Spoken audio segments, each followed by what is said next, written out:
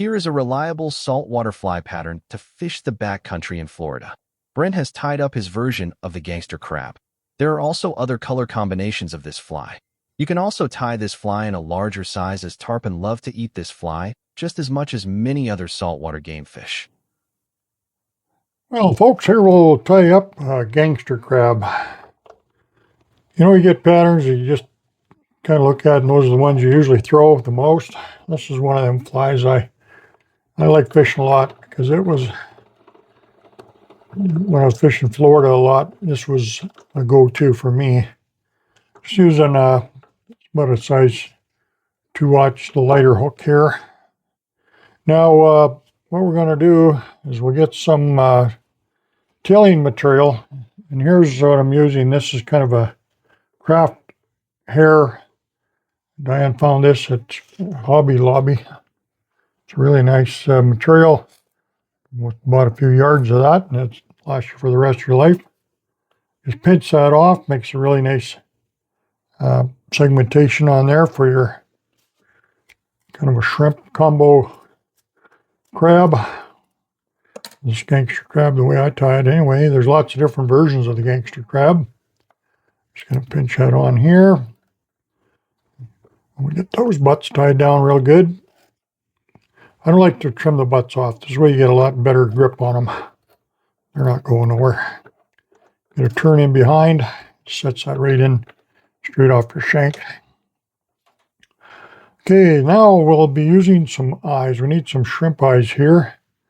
Now what I've done is taken some 25-pound leader material, some small little black, I'll just show you the little bead here, and I burnt the end with a torch. Just get your little Bic lighter there and heat that up, and then it'll flare on you, of course, and then your bead will stay on. So then I just mark a little bit on the end of it with the red marker pen, and I put a little UV bone dry on there. Silver as bone dry. I'll trim this side off. I just want to show you how I make it.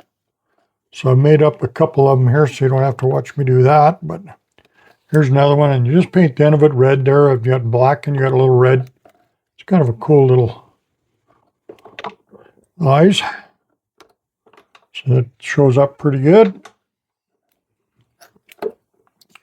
Then we'll bring in some of this orange. This is ice chenille. Right here for the butt. Shows a little bit of a egg sac.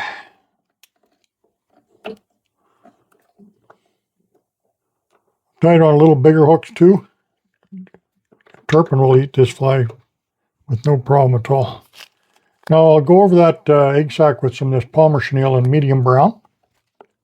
Just get one turn or so on that. Just kind of tones that orange down a little bit.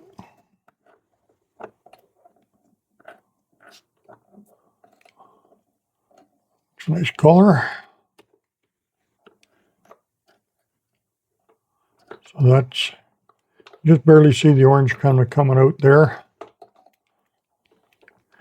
Then I'll come in, do my bead chain eyes in behind the eye of the hook. We'll X those on. If you want to put cement on here, not a bad idea. I also just helicopter around, that tightens them up pretty good too. Then we'll come in back here. And I'm going to use some of this as EP brush, crustacean brush. This is in pale olive. If you want to darken it up a little more blue or whatever, just grab yourself some marker pens. You can color it the way you want for your local waters.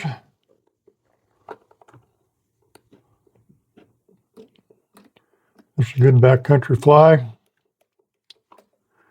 So we do this brush here. It's got the big, really nicely done. Lots of material. I've also done this pattern just by lashing segments of the body. Instead of the brush, I can just tie it off to the side. I'll show you that in another pattern coming forward here in another crab, okay? So we'll tie that off right there. Catch that off. Grab yourself some nippers here. These are good wire nippers. You don't want to get your tine scissors all dulled up trying to cut wire.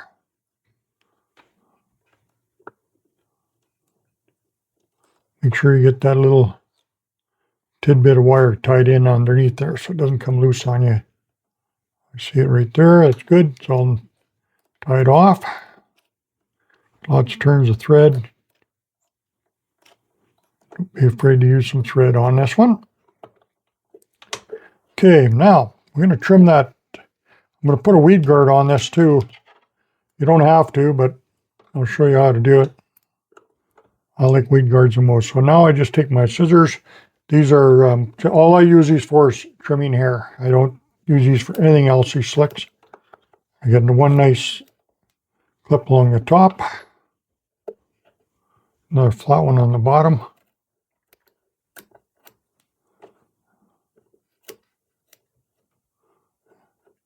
And we should have the shape there. Now you see the eyes come off at a bit of an angle. Right there. And then we come back in. Like so. You want to make sure you get better off take a little bite-sized chunks instead of getting too much. It's pretty easy to clip too much off. So that gives you pretty much the shape of a little crab. There's a little of those fibers sticking back a little bit. It's all right. You can fish them that way or trim them up, whichever you like.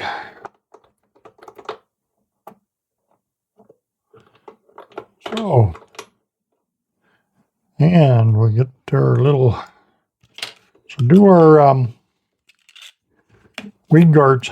Now when you watch me do that Backcountry special, if you followed me on that one, the weed guard got away on me. It can twist and really be nasty to work with, but I showed you how to straighten it out just with the UV on that. The best way to do them, to put them on properly, is you get the curve and then flatten your material out, because that way it won't roll on you. If you don't do it, it'll roll. This way it'll stay. You lash it on the side over there, and that's in place. Now it's flat, and it'll come over the top of the hook. Nice, and then I'm just wrapping over the top here. There's a little space right in there, and I'm wrapping that back. And then it'll come in underneath as well. But that'll hold your weed guard in place just perfect. So I showed you on the Backcountry how not to do it and how to fix it. Or you can just get your UV in there and you can hold it straight, and after the UV is cooked in, well then those will hold in place. So there's a couple ways of doing it. You're going to find in some of my videos I'm doing here, I'll create little problems and show you how to fix them. I'm not just trying to just come at you and show you how fast I can whip one fly up, and I never make mistakes. I always find it's much nicer to show you when you come across something how to fix it. You just trim these off a little bit here if you want. I always keep trimming. Now bring in some of my resin here. I always just like stand this up. This skein of thread, I had empty skein there. I used to use a lot of thread, of course, when I was tying commercially. So put a little of my UV resin in there.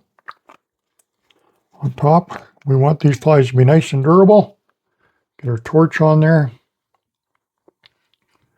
Cook that on.